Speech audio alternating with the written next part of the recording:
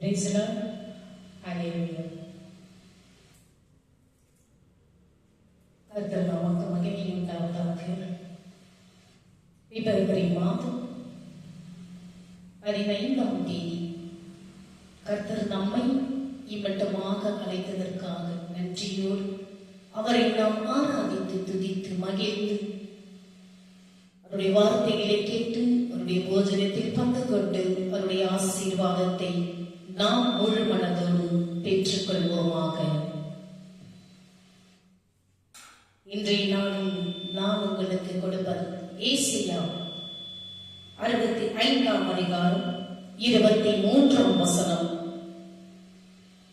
அவர்கள் விருதுவாக உழைப்பதில்லை,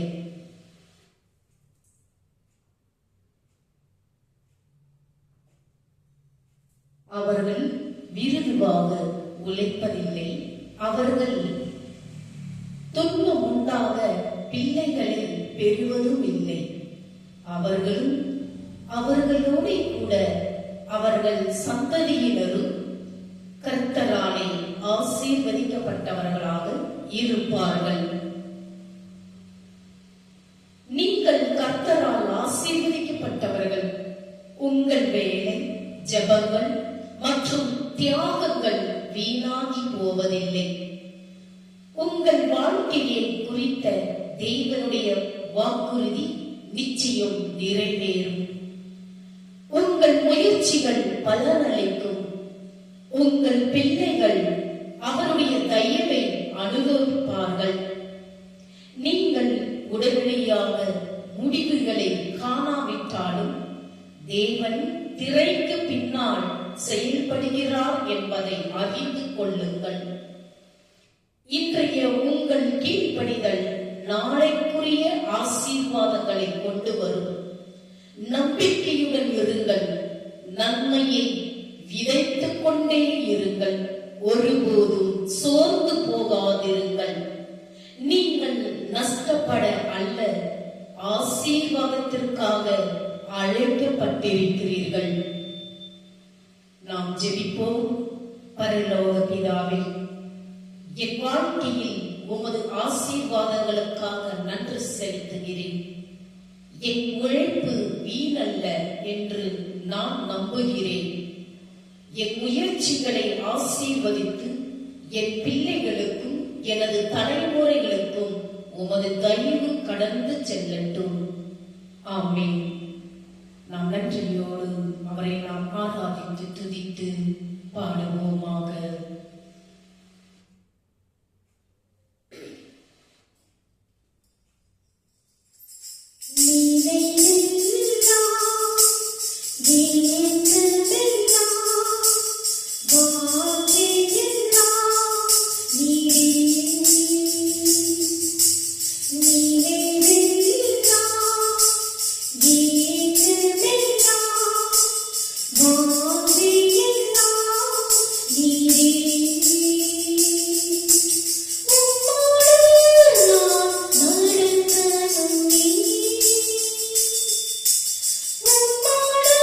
No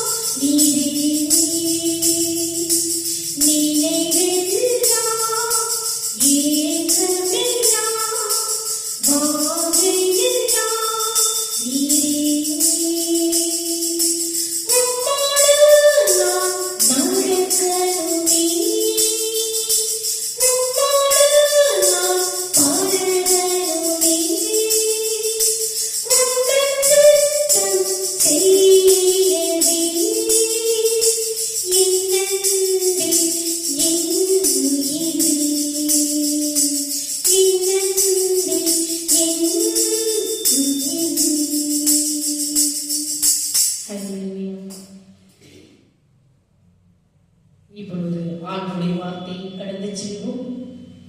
ஆண்டுடைய வார்த்தையானது ஜீவனம் உள்ளது, உயிர் உள்ளது. அப்போஸ்தலரான பவுலடிகளார் எழுதிய நற்செய்தியில் இருந்து வாசகம், அதிகாரம் 26, இறைவசனம் 14. மிகவும் உறுதியான தெய்வீக சந்திப்பு. நாங்கள் எல்லோரும் தரையிலே விழுந்தபோது, சவுலே சவுலே, நீ ஏன் என்னை துன்பப்படுத்துகிறாய்?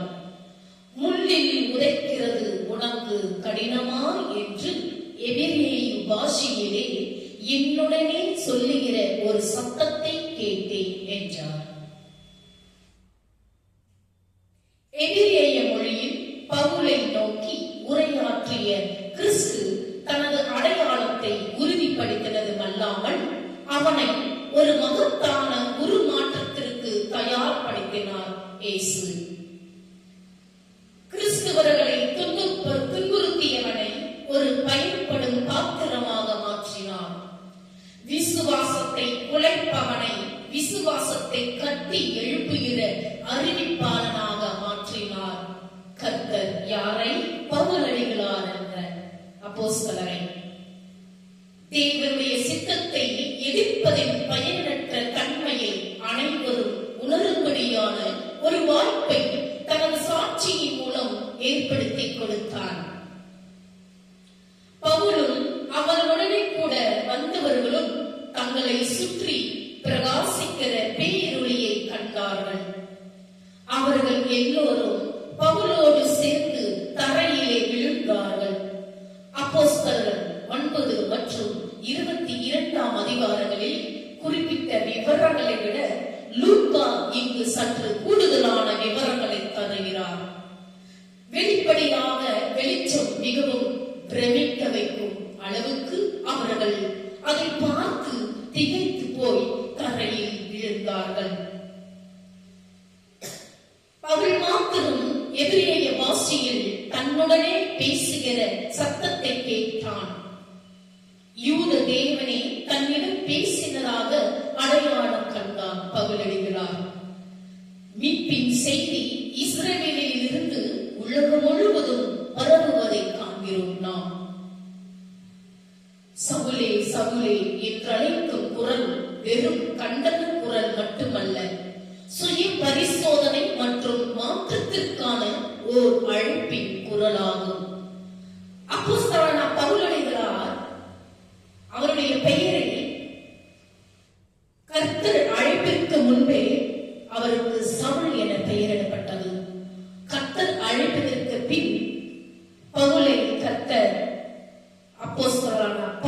என்று அழைத்தார். சுய பரிசோதனை மற்றும் மாற்றத்திற்கான ஓர் அழைப்பின் குரலாகும் அது.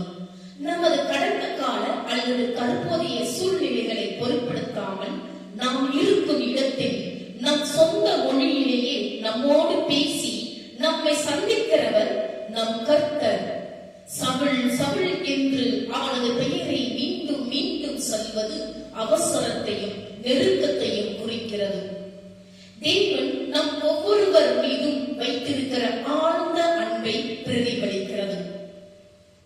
தேவன் நம்மையும் தனிப்பட்ட முறையில் பெயரை சொல்லி கூப்பிட்டு அழைக்கிறார்.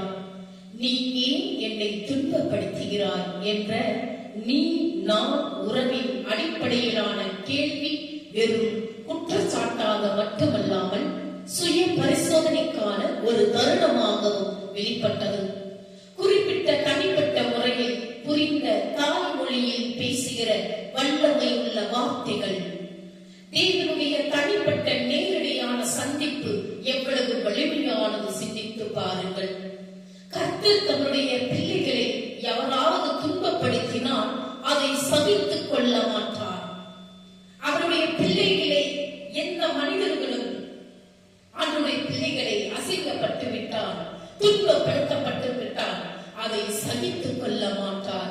கர்த்தர் தன்னையே துன்பப்படுத்துவதாக பாவிக்கிறார். இயேசு கிறிஸ்துவின் சீஷர்களை துன்பப்படுத்துவதன் மூலம் தான் தேவனுக்கு தொண்டு செய்வதாக பவுல் எண்ணிக்கொண்டிருந்தான். ஆனால் கர்த்தர் அவருடைய கிரிகைகளை அங்கீகரிக்கவில்லை என்பதை அவனுக்கு உணர்த்தினார். முள்ளில் உதைக்கிறது உனக்கு கடினமா என்று எபிரேய பாஷையில் பேசினார். ஒரு விவசாய உருவகத்தை இயேசு பயன்படுத்தி அவனது நிலைமையை உணரும்படி செய்தார். தேவனின் சித்தத்திற்கு எதிராக போராடுவதை குறிப்பிட இச்சொற்றொடரை பயன்படுத்தினார். பவுல் கிறிஸ்துவுக்கு எதிராக தன் கால்களை உதைப்பது, அதாவது கிறிஸ்தவத்திற்கு எதிராக செயல்படுவது வீணான செயல். கிறிஸ்தவையும் அவரது சீஷர்களையும் எதிர்ப்பதை விட்டுவிட்டு அவரை பின்பற்ற வேண்டிய நேரம் வந்தாயிற்று என்பதை அவனுக்கு உணர்த்தினார். நாமும் கர்த்தருக்கு விரோதமாக எந்த பகுதியிலாவது போராடி கொண்டிருக்கிறோமா? இந்த நாளில் அதை விட்டுவிட்டு முழுமையால் அவரை சேவிக்க அழைக்கிறார். பவுலை இருளில் இருந்து ஒளிக்கு அழைத்த தேவன் நம்மையும் தமது வார்த்தை மூலம் பேசி நம்மை அழைத்து அவரது சித்தத்தை நிறைவேற்ற விரும்புகிறார்.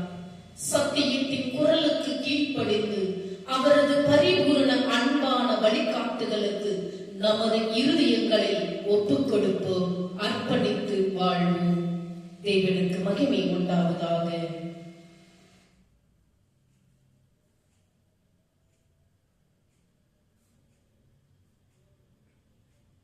நாம் இப்போது காணிக்கை பாடல்களை பாடி துதிப்போமாக.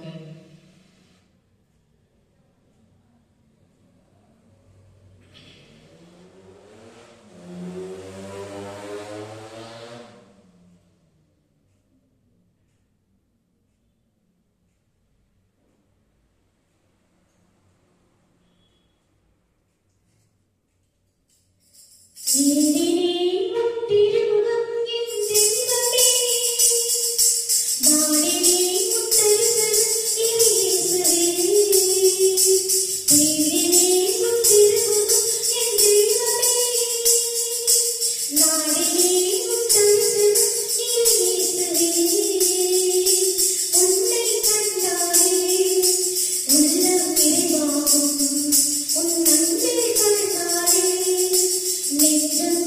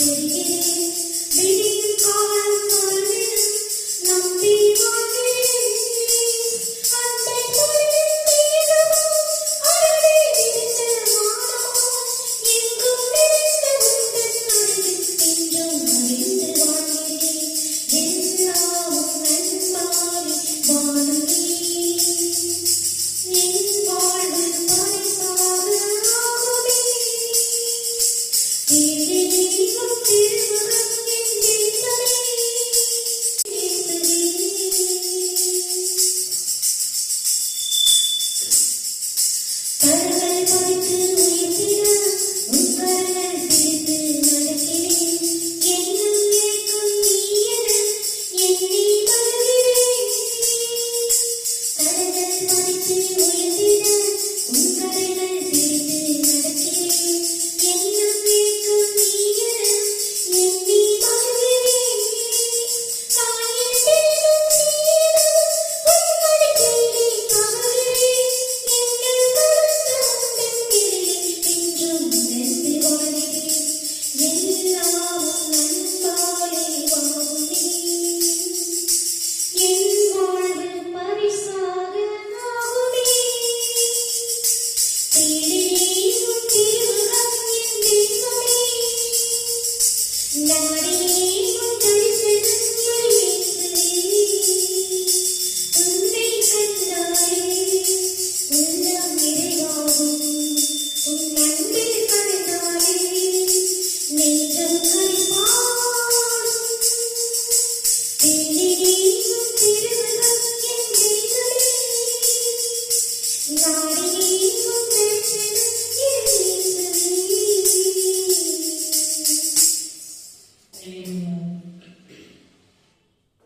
நாம் இப்பொழுது ஆண்டவருடைய போஜனத்தில் பங்கு கொள்வோம்.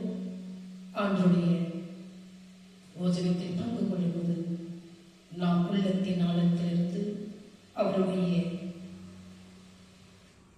போஜனத்தில் நாம் பங்கு கொள்ள வேண்டும்.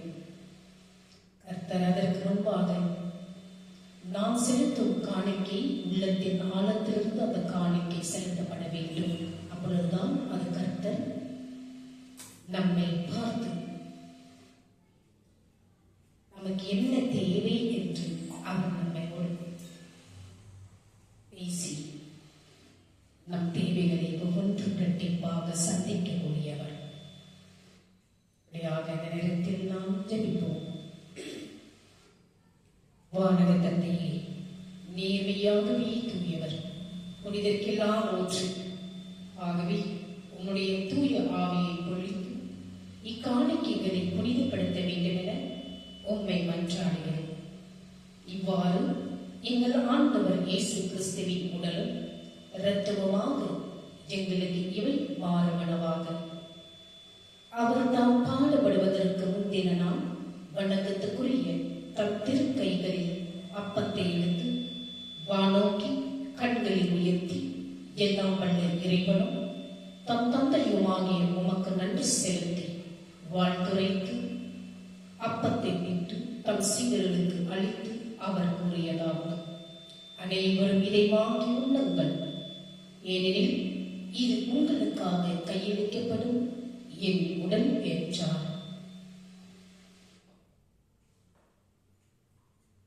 அவ்வண்ணமே உணவருந்திய பின் மகிமை மிகுந்த இக்கிண்ணத்தை வணக்கத்துக்குரிய தம் திருக்கைகளில் எடுத்து மீண்டும் உமக்கு நன்றி செலுத்தி வாழ்த்துரைத்து தம் சீடர்களுக்கு அளித்து அவர் கூறியதாவது: அனைவரும் இதை வாங்கி பருகுங்கள், ஏனெனில் இது புதிய நித்திய உடன்படிக்கை காலம் என் ரத்தம்.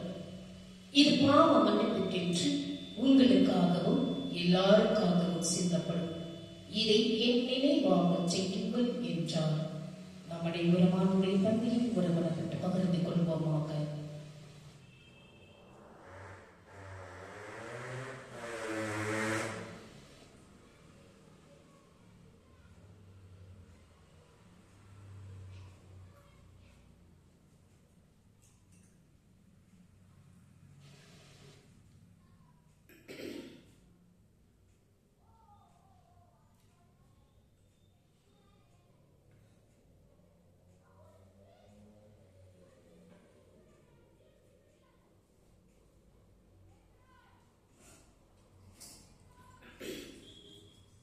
நன்றியோடு அவரை பாடி துதிப்போமாக.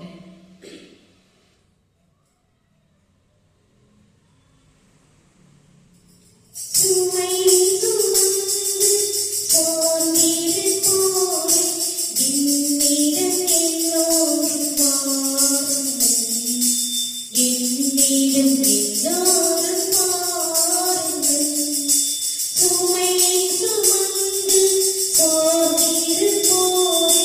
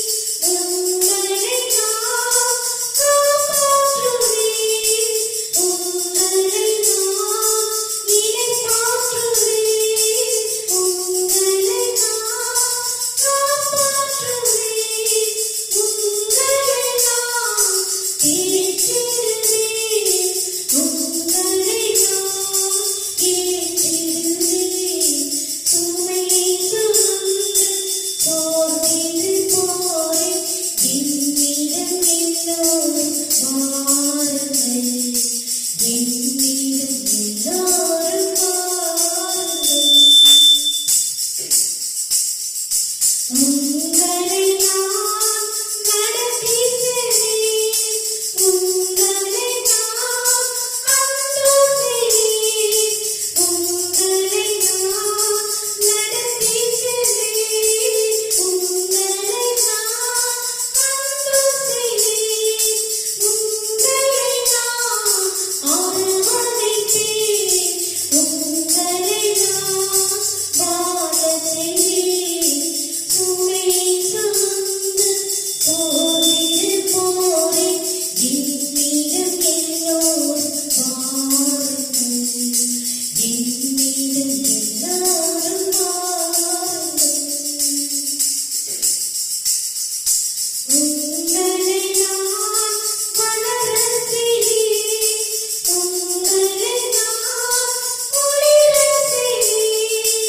உங்களை நான் வளரச் செய்வேன். உங்களை நான் ஒளிரச் செய்வேன். உங்களை நான் மலரச் செய்வேன். உங்களை நான் மிளிரச் செய்வேன்.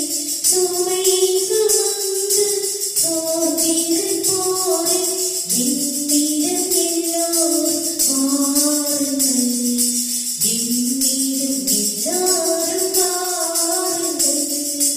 சுமை சுமந்து சோர்ந்திருப்போரே, என்னிடம் எல்லோரும் வாருங்கள். என்னிடம் எல்லாரும் வாருங்கள். அல்லேலூயா. இப்பொழுது நாம் ஆண்டவரை நோக்கி கண்களை மூடி நாம் ஜெபிப்போமாக.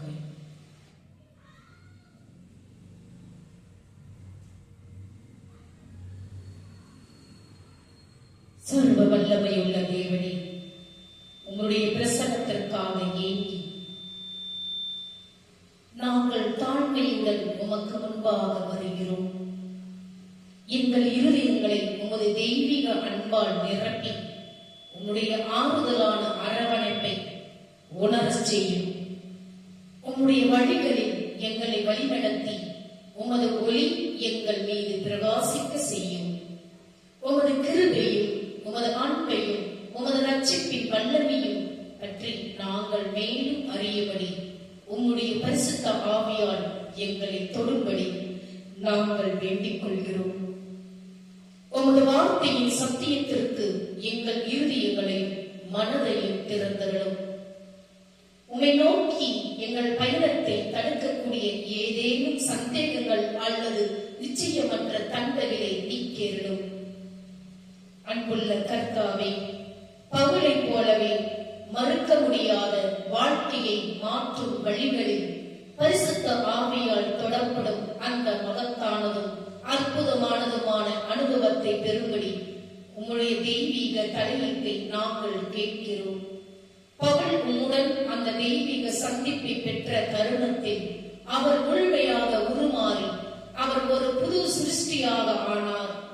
நாங்களும் அதிகாரத்துடனும் வல்லமையுடனும் சுவிசேஷத்தை அறிவிக்கவும் பசியுள்ள ஆத்துமாக்களை தேவனுடைய ஜீவனுள்ள மாறாத ஊக்கமளிக்கும் வார்த்தையால் சென்றடையும்படி அதே அனுபவத்தை நாங்களும் பெற எங்களுக்கு உதவி செய்யும். மேலும் உமக்காக விலை மதிப்பற்ற ஆத்துமாக்களை ஆதாயம் செய்ய முடியும். இயேசுவின் விலையேற பெற்ற நாமத்தில் நாங்கள் ஜெபிக்கிறோம் எங்கள் ஜீவனுள்ள நல்ல பிதாவே, ஆமென். என் ஆத்துமாவின் கர்த்தரை ஸ்தோத்திரி, என் முழு உள்ளமை அவருடைய பரிசுத்த நாமத்தை ஸ்தோத்திரி. என் ஆத்துமாவை கர்த்தரை ஸ்தோத்திரி, அவர் செய்த சகல உபகாரங்களை மறவாதே. நம்முடைய ஒரு கண்களை மூடி ஜெபிப்போமாக. அவருடைய ஆசீர்வாதத்தை பெற்றுக் கொள்வோமாக. நம்முடைய ஆண்டவராகிய இயேசு கிறிஸ்துவின் கிருபையும் பிதாவுடைய அன்பும் பரிசுத்த ஆவியுடைய அந்யோன்யம் ஐக்கியமும் நம்மோடும் நம்முடைய குடும்பத்தோடும் யாரெல்லாம் இந்த யூடியூப் சேனலை பார்த்துக் கொண்டிருக்கின்றார்களோ ஆண்டவருடைய வெளிச்சமானது உங்கள் மேலும் உங்கள் குடும்பத்தின் மேலும் பிரகாசம் அடையத்தக்கதாகவும் ஆண்டவர் வரும் மட்டும் உங்கள் மேல் சந்தோஷம் சமாதானம் என்றென்றும் நிலைத்திருப்பதாக. ஆமென். May God bless you. ஆண்டவர் உங்களை ஒருவரையும் ஆசீர்வதிப்பாராக.